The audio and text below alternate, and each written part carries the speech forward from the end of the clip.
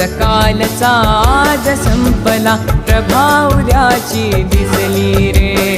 दिवस कालचा आज संपला, प्रभा उद्याची दिसली रे. विज्ञानाचे युग हे आले चला, स्वागता सामोरे. विज्ञानाचे युग हे आले चला, स्वागता सामोरे. चंद्रशेखर वेंकटरामन असं त्यांचं नाव आहे. त्यांनी संपूर्ण विज्ञान क्षेत्राला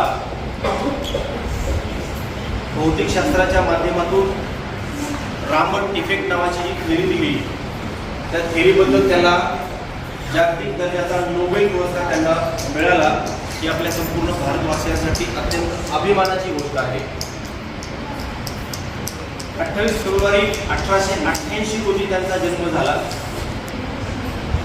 आज त्यांचा जन्मदिन आहे. संपूर्ण भारतभर राष्ट्रीय विज्ञान दिन म्हणून त्या ठिकाणी आपण साजरा करतो.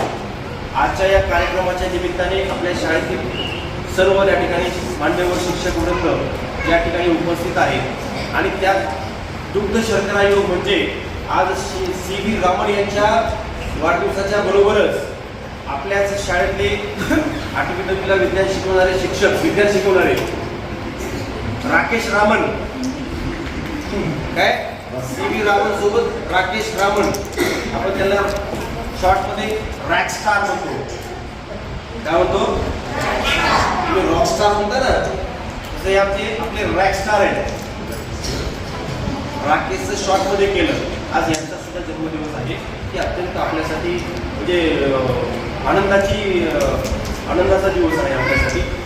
या कार्यक्रमात आज त्यांचा वाढदिवस असल्यामुळे आजच्या कार्यक्रमाचे प्रमुख पाहुणे म्हणून सुद्धा आणि आजच्या या दिवसाचा शाळेचा मुख्याध्यापक पदाचा कारभार सुद्धा त्यांच्याकडेच आहे.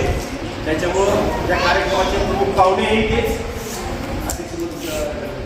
आणि त्या कार्यक्रमाचे अध्यक्ष म्हणून मी आपल्या शाळेचे ज्येष्ठ शिक्षक श्री बिजापुरे सर यांना विनंती करतो की त्यांनी या कार्यक्रमाचं अध्यक्षपद भूषवावं.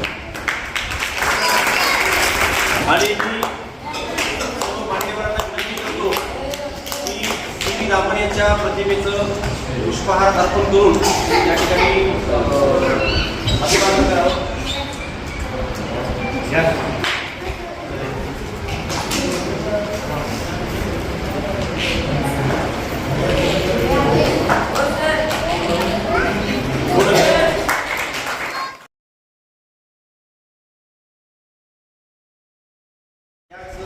थेरीवरती त्यांना नोबेल पुरस्कार भेटला होता.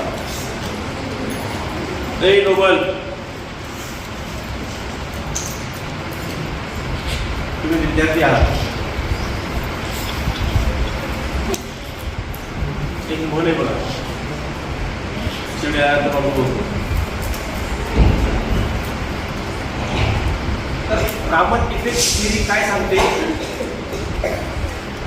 आपल्याला तुम्हाला ताप आल्यानंतर, सर्दी पडसं खोकला झाल्यानंतर, कावीळ मलेरिया डेंग्यू झाल्यानंतर तुम्ही दवाखान्यामध्ये जाता कुबेरी. आणि दवाखान्यामध्ये गेल्यानंतर डॉक्टर सांगतात तुम्हाला की तुम्हाला ब्लड चेकअप करायला लागेल, म्हणजे सॅम्पल घेतात. किंवा एखाद्या माणसाला शुगर चेक करायचं असेल तर त्याचं सॅम्पल रक्त घेतलं जातं आणि चेक केलं जातं. आणि त्याच्या माध्यमातून आपण बघतो की याच्या शरीरामध्ये किंवा याच्या रक्तामध्ये साखर कशी आहे, किंवा याला डेंग्यूची लक्षणं आहे का, डेंग्यू झाला आहे का, मलेरिया झाला आहे का, कावीळ झाला आहे, त्याच्या रक्तामध्ये कोणते विषाणू भेटतात हे रक्त घेऊन त्या ठिकाणी आपण सांगतो. पण सी.व्ही. रामन यांनी हे दाखवून दिलं की एखाद्या वस्तूवरती, भौतिक वस्तूवरती, स्फटिकावरती, भौतिक वस्तू म्हणजे आपण ज्या वस्तूला हात लावतो ना त्या वस्तूवरती, एखाद्या वस्तूवरती प्रकाश शलाका किंवा प्रकाशाची किरणं पडल्यानंतर त्या वस्तूमध्ये असलेल्या अणुरेणूमध्ये, जागेमध्ये बदल होतो. म्हणजे ते विचलित होतात. त्या किरणामुळे ती वस्तू किंवा त्या वस्तूमध्ये असलेले कण विचलित होतात आणि ते विचलित झाल्यानंतर आपल्याला त्या वस्तूचं अनुमान लावता येतं किंवा त्याच्यामध्ये काय बदल झालेले आहेत हे सांगता येतं. हा रामन इफेक्ट सांगतो. त्याच्या आधी आपण सॅम्पल घेत होतो.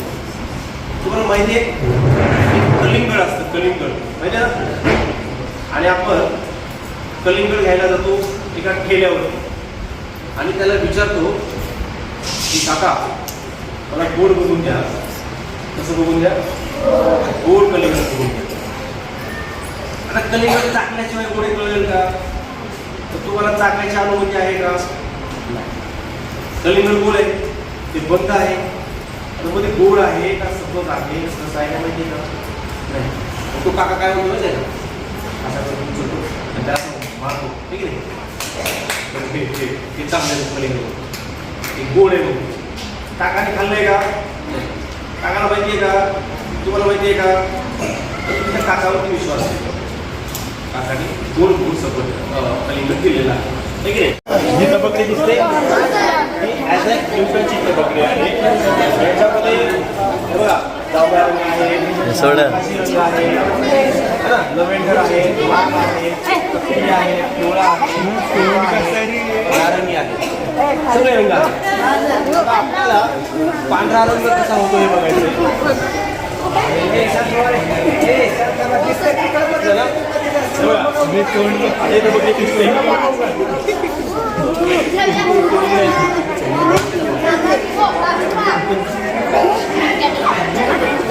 कोणता रंग दिसतो तुम्हाला?